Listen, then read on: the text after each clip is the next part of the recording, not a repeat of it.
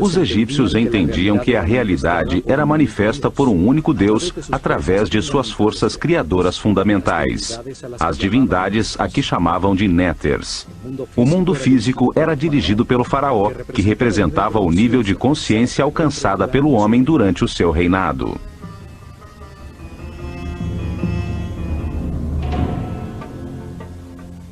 O faraó era a encarnação do Ka real, um único espírito que evoluía reencarnando de faraó em faraó.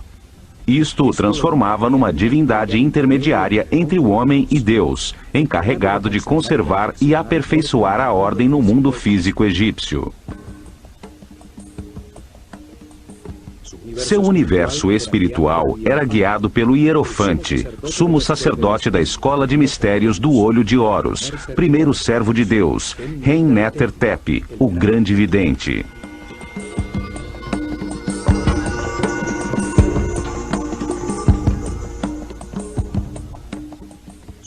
Seu símbolo era uma serpente com 2 pernas e o disco solar na cabeça, a imagem da eternidade, da sabedoria e da regeneração física. A organização sacerdotal sob seus cuidados se dividia em 3 grupos.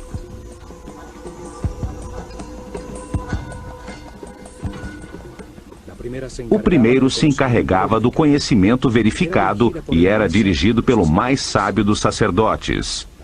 O segundo se encarregava da arte e dos rituais, e o terceiro era encarregado da administração dos templos.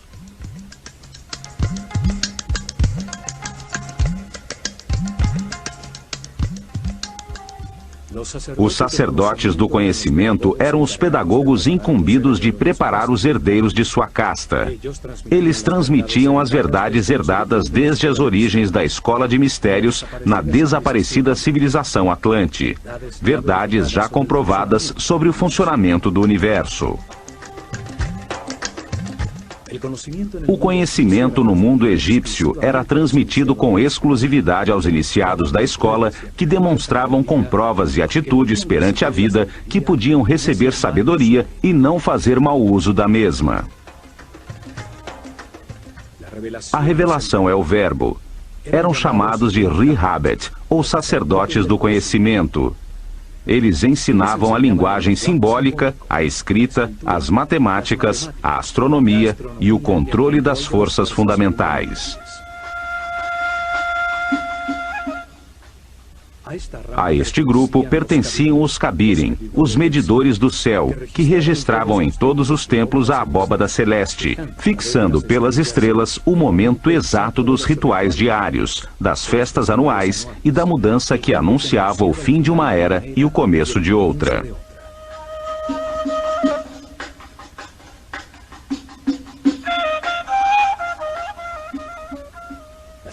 O segundo grupo se encarregava da produção de obras de arte, do desenho arquitetônico e da construção dos templos, da direção das oficinas onde os iniciados, ajudados pelos artesãos do povo, fundiam as esculturas simbólicas. Estes sacerdotes criadores desenhavam e supervisionavam as inscrições nos muros dos templos. Eles ensinavam a trabalhar a arte com a sabedoria do amor, a desfrutar do ofício, a dar sempre o seu melhor.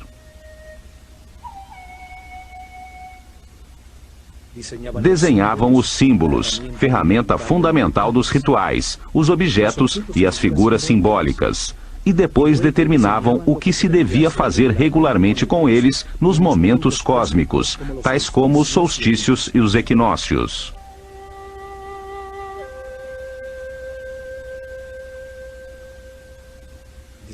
Estabeleciam os rituais, o que deveria ser entendido através das sensações em um percurso espacial, sem intervenção da razão, e também as ações necessárias para criar a segurança no povo e gerar uma energia especial nos participantes.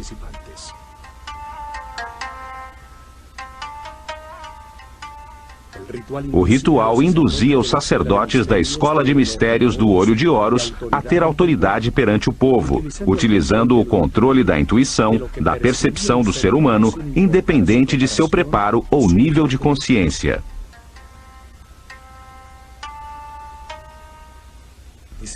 Estabeleceram com cuidado o que os participantes percebiam: os sons, as palavras, os aromas associados como o incenso, suas cabeças raspadas e suas vestimentas brancas que denotavam limpeza, os colares de flores e as barcas douradas nas que carregavam os símbolos de sua relação com Deus.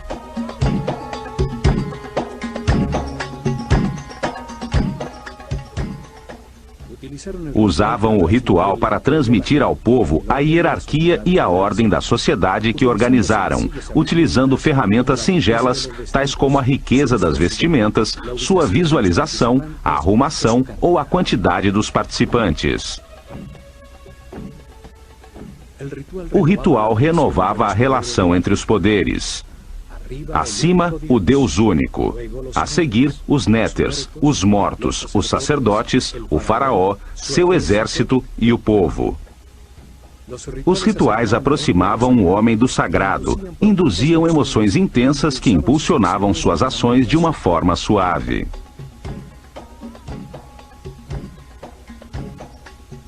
O terceiro grupo administrava o cotidiano dos templos.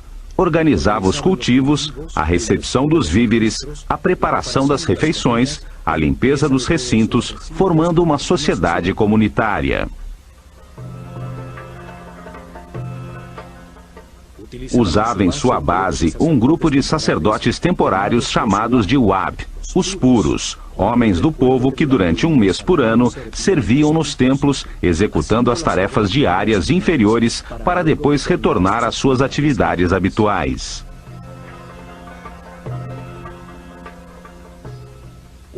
Alguns viviam no campo, cultivando os terrenos cedidos pelo templo em volta dos seus muros externos. Chegavam ao amanhecer para realizar os rituais de purificação para entrar no templo e continuar com suas atividades diárias.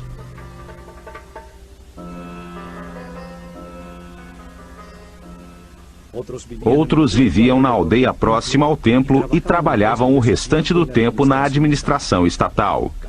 Carpinteiros, operários e pedreiros consertavam e ampliavam o templo nesta modalidade de trabalho temporal rotativo. Este sistema de rotação permitia que muitos membros da sociedade participassem dos rituais e cultos desde o interior do templo, e fazia com que o povo entendesse que os trabalhos comunitários beneficiavam a todos.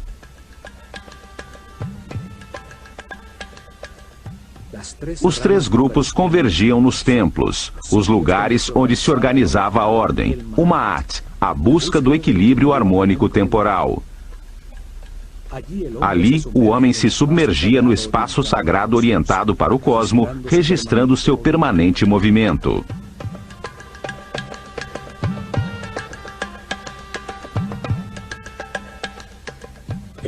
O templo era o instrumento de preservação da ordem e não um mundo criado para a salvação da alma. O espírito se aperfeiçoava e adquiria mais informações através da reencarnação ao compreender os erros cometidos. O erro era um instrumento de aprendizado. Não era necessário ser salvo dele.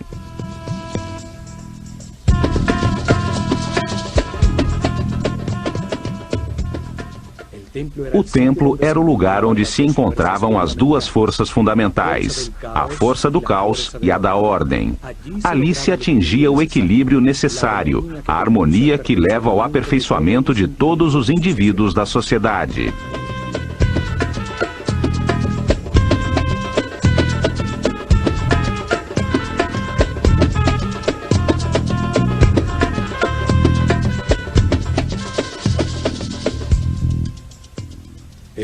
Este conceito é claramente expresso no templo de Kon Ombo, dedicado simultaneamente a Sobek, a força do caos que induz a erro, e a Horus, o símbolo da consciência permanente e da sabedoria. Neste templo, os iniciados da escola começavam o seu aperfeiçoamento espiritual. Aqui chegavam a transcender o medo e os atos automáticos do instinto de defesa, a controlar o chakra raiz.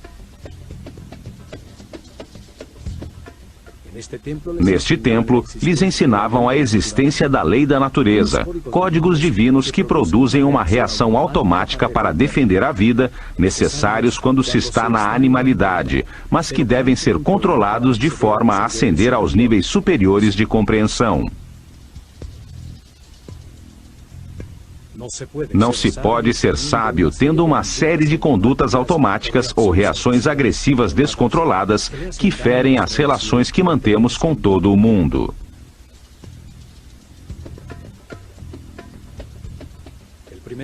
O primeiro nível de compreensão terminava quando entendiam que a vida é eterna, que a morte é uma porta no processo de reencarnações, quando controlavam as reações automáticas de agredir para defender a vida.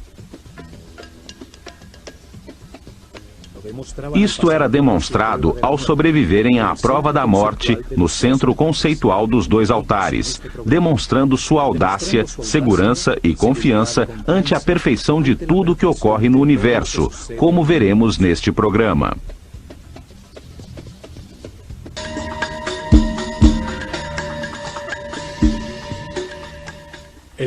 O templo de Kom Ombo era onde se agradecia pela dualidade existente no universo, a qual permite ao homem enganar-se e aprender com os resultados de suas decisões, de forma a produzir compreensão e aperfeiçoamento espiritual. Por isto estava dedicado a duas forças opostas, representadas por Sobek, simbolizado por um homem com cabeça de crocodilo, e Horus, um homem com cabeça de falcão, o ignorante e o sábio, o ingênuo e o que tudo aprendeu de tanto enganar-se ao longo de 700 reencarnações.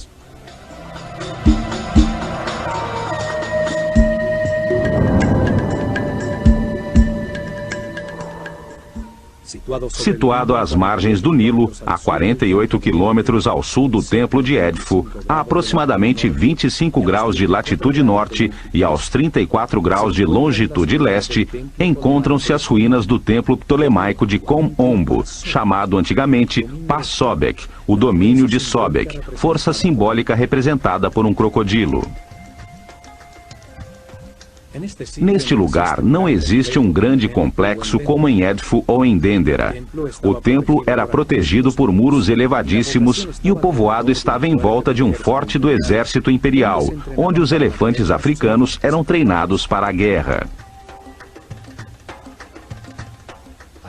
Ali, desde tempos muito remotos, ao lado do desaparecido forte, existiu um templo dedicado a honrar a polaridade, a dualidade de tudo neste mundo. Durante as dinastias ptolemaicas, o templo foi reconstruído, e são suas ruínas as que chegaram até os nossos dias. Kom Ombo estava voltado para os 43 graus e meio sudeste, em direção à estrela Alfa do Centauro, uma estrela do hemisfério sul, que anunciava o surgir do Sol no equinócio de outono. O templo, dividido ao meio, é dedicado por igual a Sobek e a Horus, os dois extremos do caminho do aperfeiçoamento. Sobek, o começo do caminho, a ignorância e a animalidade.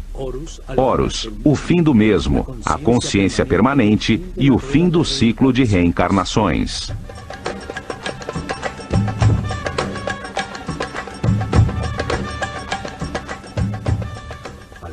À frente, havia um pátio aberto formado pelas ruínas de 16 colunas de um corredor coberto. Até aqui, o povo podia entrar. Uma marca nas colunas dava autorização, o símbolo da ave sobre a semicircunferência em honra ao faraó.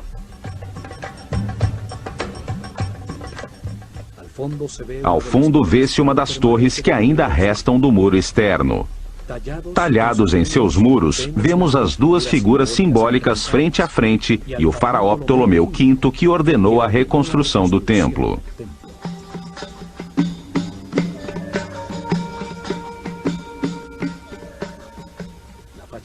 A fachada principal tem dois acessos simétricos, sobre os quais um dintel decorado mostra o duplo disco alado rodeado pelas serpentes que simbolizam a luz em meio à dualidade.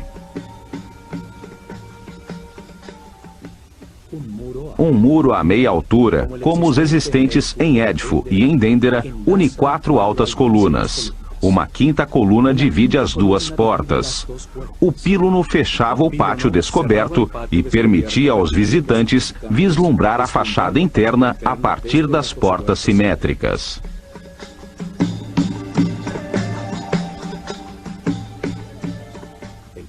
O pátio das colunas era menor que o do templo de Édifo.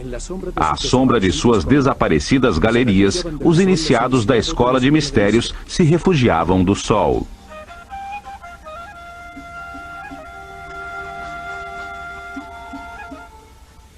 Do lado direito do templo estão as ruínas do que foi uma pequena capela dedicada a Hathor.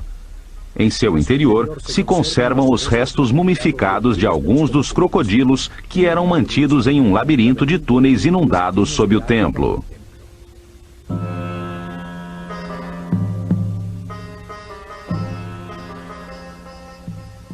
O crocodilo é um dos animais mais duros e resistentes. Sua pele é muito densa, é como o metal dos animais. Os egípcios associavam esta dureza ao estado máximo de materialização, um nível muito afastado da espiritualidade. Aí o espírito começa seu caminho de liberação das limitações materiais, à medida em que vai compreendendo como o universo funciona. O crocodilo simboliza a vida quando sai das águas da inconsciência. Sai para buscar o ar, que representa a consciência. Os egípcios acreditavam que na primeira respiração, o espírito entra no corpo em que se encarnou. A comprida coluna vertebral do crocodilo é um símbolo do eixo da vida em todo ser vivo. Até mesmo a esfera do planeta tem sua coluna vertebral sobre seu eixo de rotação.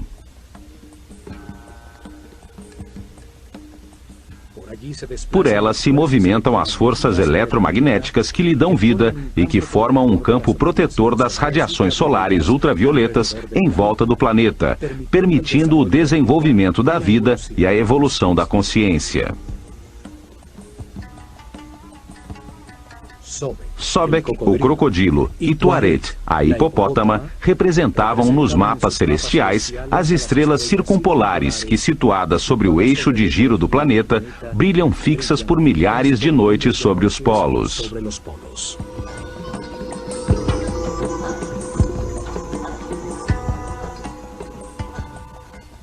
Os 2 animais se mantêm submersos nas águas. Reinam na escuridão, subindo ocasionalmente à superfície em busca de ar para respirar.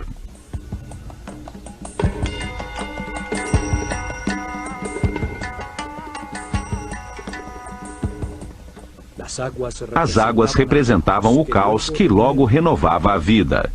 As águas do Nilo, coluna vertebral do Egito, transbordavam periodicamente arrasando tudo, para em seguida produzir o crescimento da vegetação e da fauna.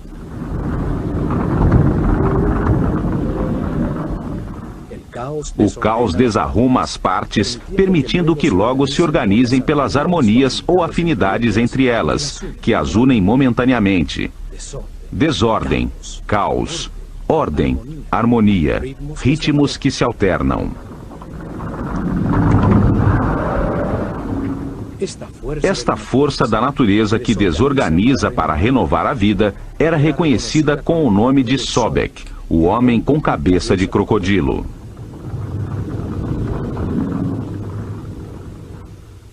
Sobek pertence à corte de Set, o senhor da escuridão, a força que leva o homem ao materialismo, à sensualidade, que atrasa seu caminho evolutivo e que semeia em sua vida decisões erradas para que aprenda com seus próprios erros.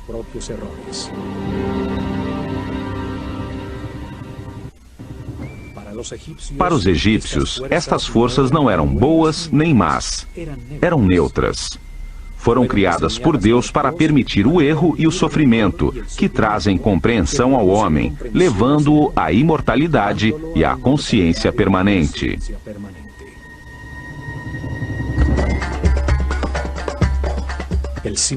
O templo está simetricamente dividido. O lado direito, a leste, é dedicado a Sobek.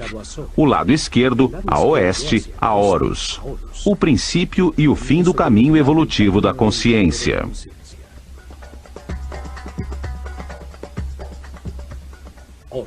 Horus, o homem com cabeça de falcão sobre a qual se assenta um disco dourado, era o símbolo da consciência permanente. Representa um homem que aprendeu tudo nesta escala da realidade. Um ser imortal ascendido nas hierarquias do universo.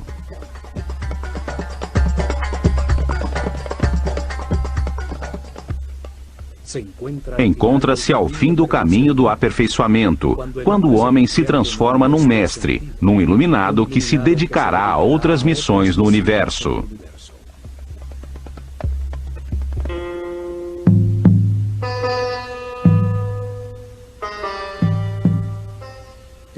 O faraó Ptolomeu VI iniciou a reconstrução do antiquíssimo templo e sua decoração interna foi concluída sob Ptolomeu XII, quando a civilização egípcia estava desaparecendo.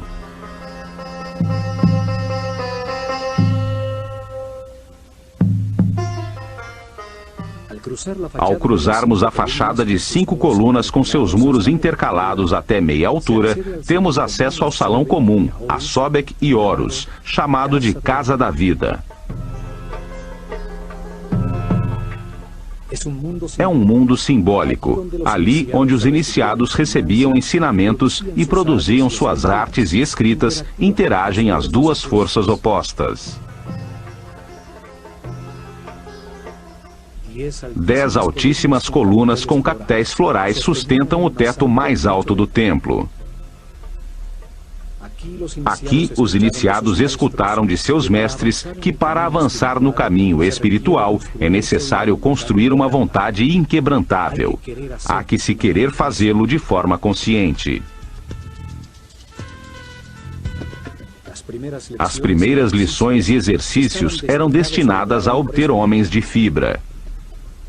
Uma rígida disciplina era necessária para estudar, para controlar os temores, para dominar as paixões.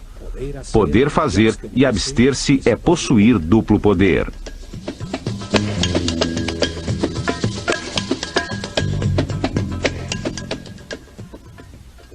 Um compromisso além da morte era estabelecido para manter-se uma total discrição e um silêncio absoluto sobre as verdades reveladas.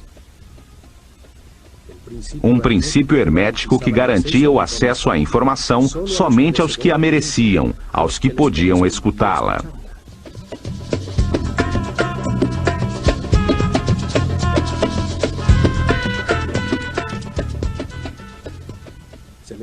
Era-lhes revelado que quando ainda não existem a consciência e o livre-arbítrio, são necessários os instintos, as condutas e reações automáticas. A lei da natureza codifica essas reações em todos os animais para defender e gerar a vida.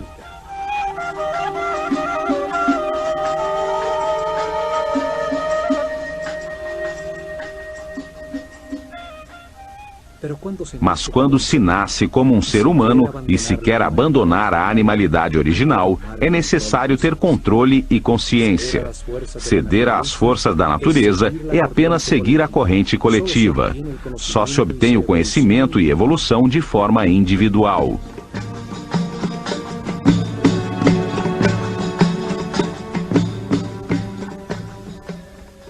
Na penumbra deste salão, via-se em seus respectivos santuários as reluzentes figuras douradas de Sobek e Horus, à vista dos iniciados no início das procissões, nas festividades dos solstícios e dos equinócios.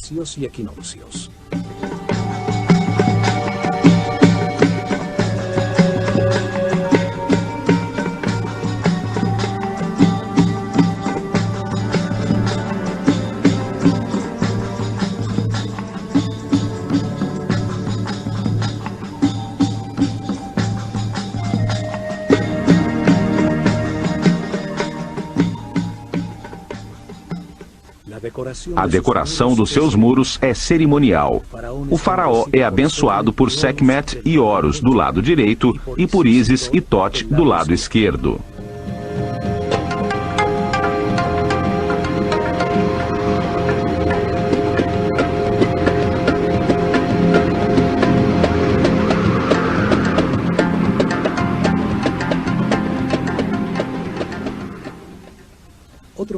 mural semelhante existe do lado de Sobek, ressaltando a igualdade das divindades sem importar suas condições polares, se são boas ou más, se há luz ou escuridão.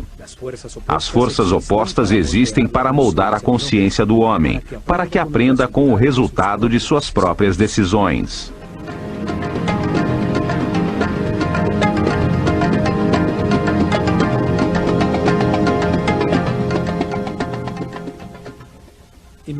Logo a seguir, chega-se a um espaço transversal onde se encontram o Salão das Purificações e o Salão de Recepção das Oferendas do lado de Horus.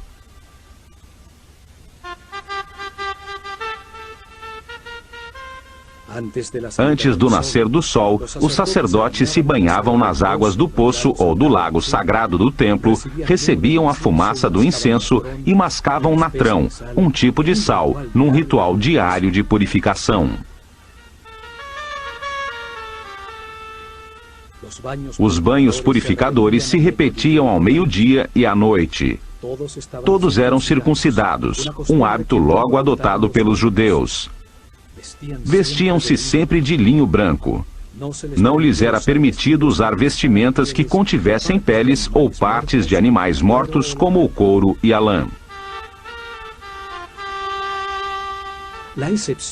A única exceção era a pele de leopardo sob os ombros, usada pelos altos sacerdotes, os Sem.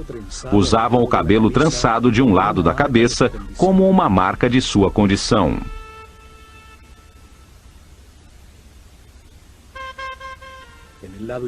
Do lado esquerdo do templo, existe um poço profundo com uma escada que submergia sob o Nilo. Neste poço, os sacerdotes realizavam suas purificações matinais.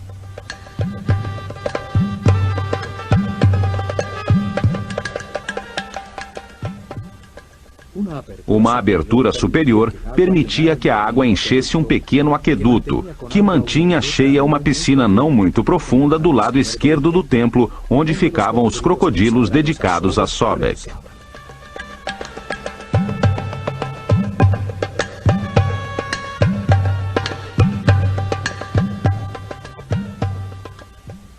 O poço servia também como um instrumento de medição. Seus degraus mediam, durante anos, os níveis do rio, e assim podiam prever as inundações futuras.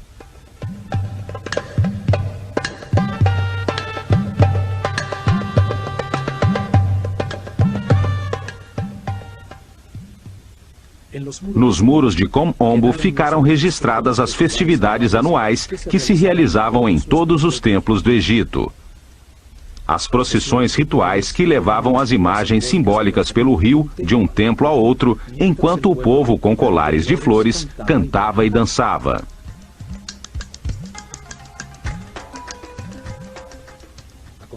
Em seguida, encontramos o corredor das escadas que conduziam ao terraço do templo, num esquema semelhante ao dos templos de Edfu e Dendera. Uma escada em caracol de um lado e a escada reta rente ao muro do outro.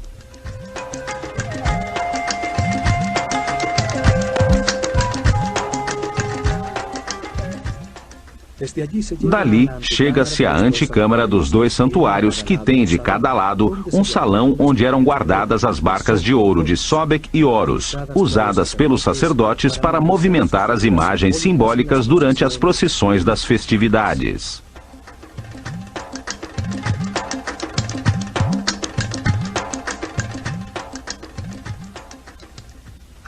Aqui existe um mural em baixo relevo, onde aparecem Ptolomeu e sua esposa Cleópatra, na presença de Horus e Sobek.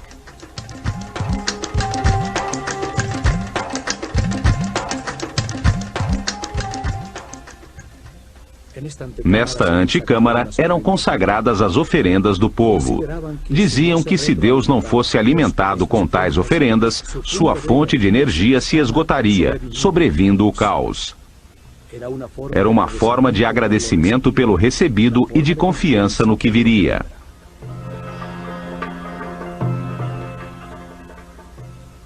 Chegavam diariamente ao templo pão, cerveja, frutas, vegetais, mel, azeite, perfumes, velas, sal, natrão e tecidos de linho, que eram recebidos pelos sacerdotes no salão das oferendas, e a seguir colocavam na antecâmara como uma forma de agradecer a Deus por sua abundância.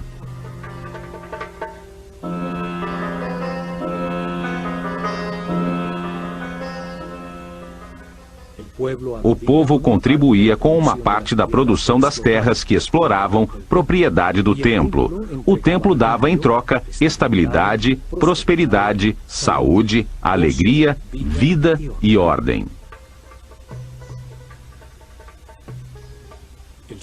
O sumo sacerdote purificava as cestas de alimentos com incenso e com o símbolo da vida, o Ankh. Marcava a transferência da força divina entre os alimentos e a fonte da vida.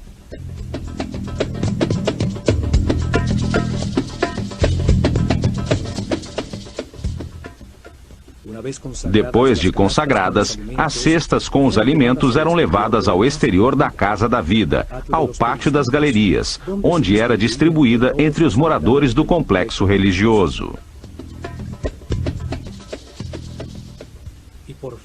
Finalmente, no interior do templo, chega-se aos dois santuários, onde se encontravam os tronos com as imagens que simbolizavam os dois extremos do caminho do aperfeiçoamento.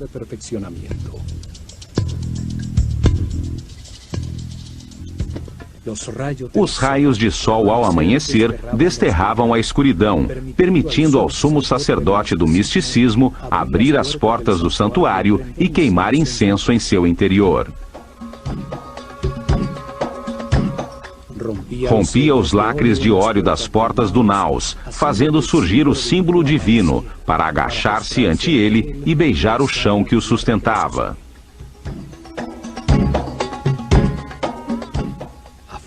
Do lado de fora, na penumbra do Salão das Aparições, os discípulos cantavam hinos religiosos e se ungiam com mirra, óleos, linhaça e canela, iniciando a primeira meditação do dia. No interior do templo, os assistentes do sumo sacerdote arrumavam a areia do chão, varrendo as marcas dos pés, fechando atrás de si as portas que desde o salão das escadas levavam à antecâmara, até a manhã seguinte.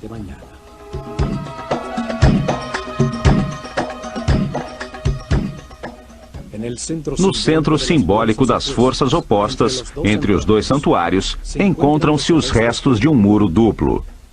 Em seu interior ficava um espaço secreto. Do lado direito deste espaço secreto encontrava-se o Santuário da Luz e do lado esquerdo o da Escuridão.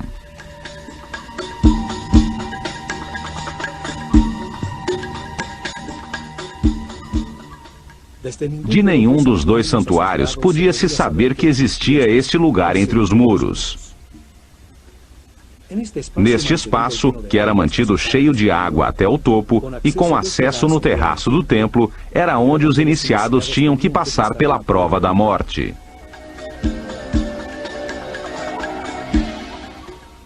Durante meses, os iniciados recebiam instruções sobre os 4 medos básicos: o medo de perder, o medo de enfrentar, o medo do abandono e o medo da morte. Compreendiam que o medo produz uma reação psicossomática, uma reação neurohormonal automática. Esta reação se manifesta em uma tensão, em aumento da frequência cardíaca e da respiração.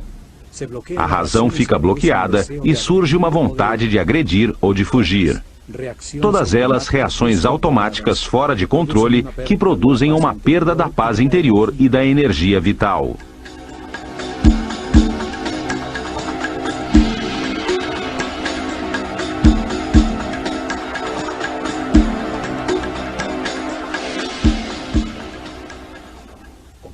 Compreendiam que o medo é o resultado de uma mente que sai do tempo presente em direção ao futuro, a um tempo que não existe, para produzir um fato imaginário, onde se perde algo ou alguém, ou se tem que enfrentar alguma coisa. Aprendiam a disciplinar a mente de forma voluntária e consciente, guiando-a com pensamentos escolhidos. Aprendiam a mantê-la sempre no tempo presente, o único em que se pode decidir e agir.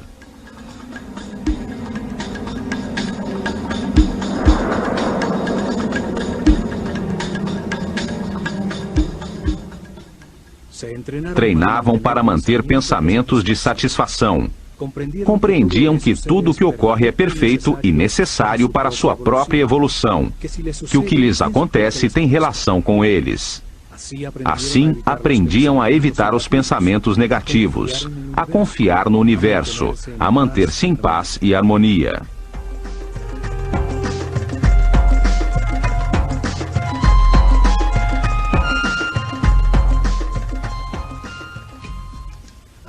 Até que os mestres determinavam que era hora de comprovar o aprendido durante meses. Realizava-se então uma cerimônia individual em um salão descoberto no terraço do templo, frente a um retângulo de água escura no chão.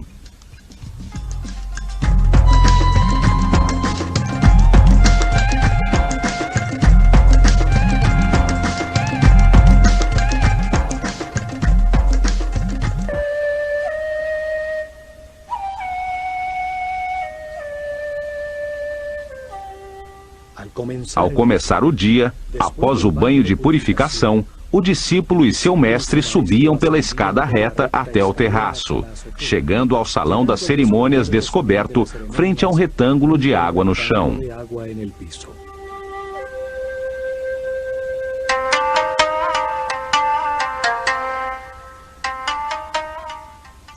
Seu treinamento o havia preparado para ser cuidadoso e consciente em todas as situações desconhecidas, condição necessária para mergulhar no labirinto do canal cheio de água e encontrar uma saída sem que se afogasse.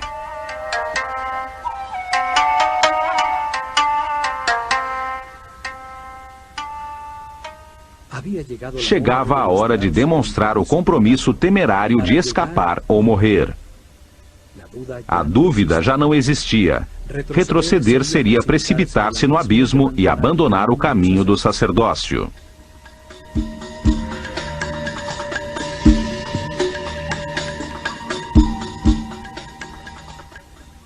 Com uma tomada de ar, o símbolo do espírito e da consciência mergulhava numa espécie de túnel vertical com reentrâncias, como num labirinto que afunilavam a passagem.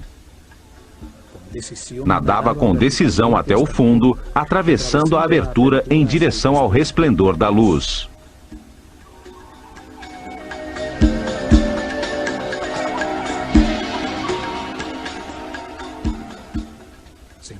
Via-se então num tanque estreito, onde se avistava a silhueta recortada de um enorme crocodilo contra a luz do sol. Podemos imaginar o medo que pode ser produzido e o controle que se tem que ter sobre a mente para permanecer calmo e examinar em volta.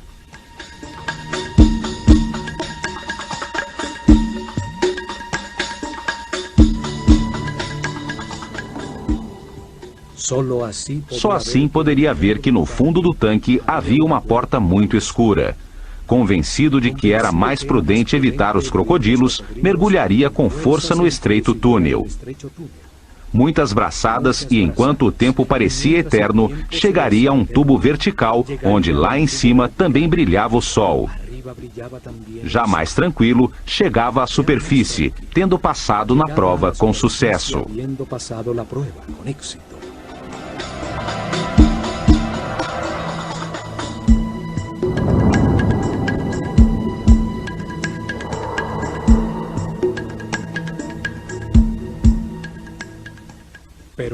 Alguns, porém, em razão do pânico ou em um estado de total irracionalidade, emergiam rapidamente ao lado do crocodilo, que era mantido bastante alimentado para não atacar, e eram informados de que haviam falhado na prova, que a saída não se encontrava passando ao lado do animal.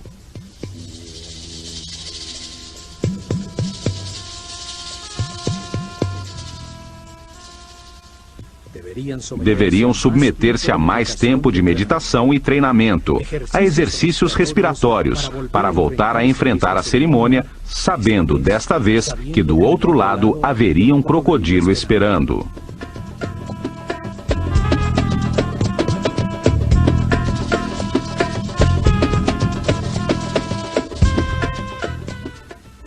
Após os santuários com o tanque central de prova, sobre um segundo corredor perimetral se encontram 6 capelas, 3 de cada lado de um espaço central com a escada que conduzia ao terraço do templo.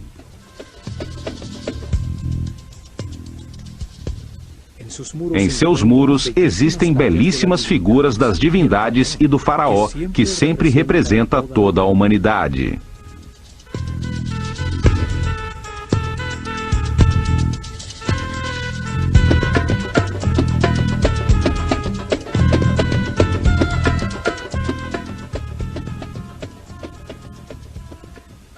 Neste corredor perimetral se encontra a famosa cena onde o imperador Trajano se ajoelha ante Imhotep, o arquiteto de Saqqara, que lhe apresenta uma série de instrumentos cirúrgicos, fórceps, pinças cirúrgicas e tabelas farmacêuticas.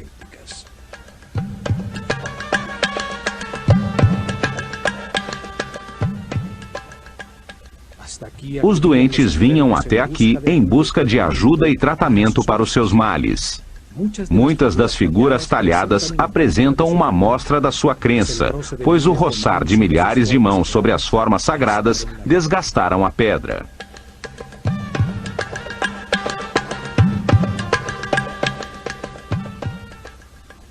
Neste muro também se encontra uma porta simbólica que existe na mente de todo ser humano.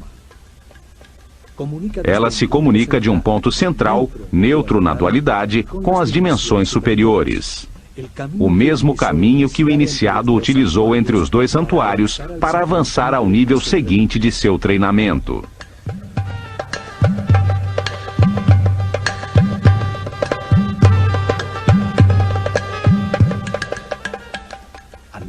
Do lado esquerdo encontra-se Sobek, com uma lança que termina com a figura de um leão, o mais perfeito dos animais. E à direita, Horus, com uma faca com pernas humanas, símbolo do caminho de sofrimento e autocontrole de qualquer ser humano para chegar à condição de mestre ascendido.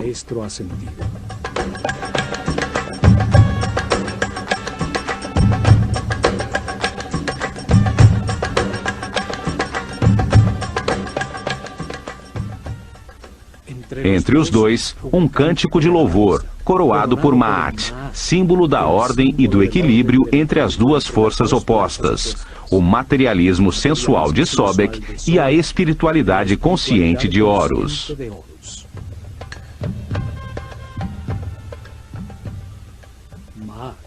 Ma'at, a ordem, sustenta o céu, e em sua volta se encontram as imagens repetidas sobre si mesmas, as quais simbolizam o movimento dos 4 ventos: o leão, o falcão, o touro e a serpente de muitas cabeças, as forças do destino a que todos os homens estão submissos.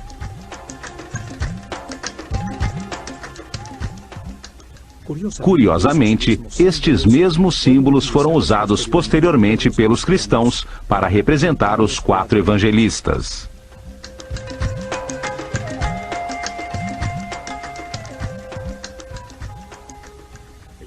O desenho simbólico deste templo, dividido simetricamente entre a luz e a escuridão, onde os iniciados demonstravam o controle sobre seu medo da morte ao atravessar por um ponto central, neutro em meio à polaridade, deixa muitos ensinamentos.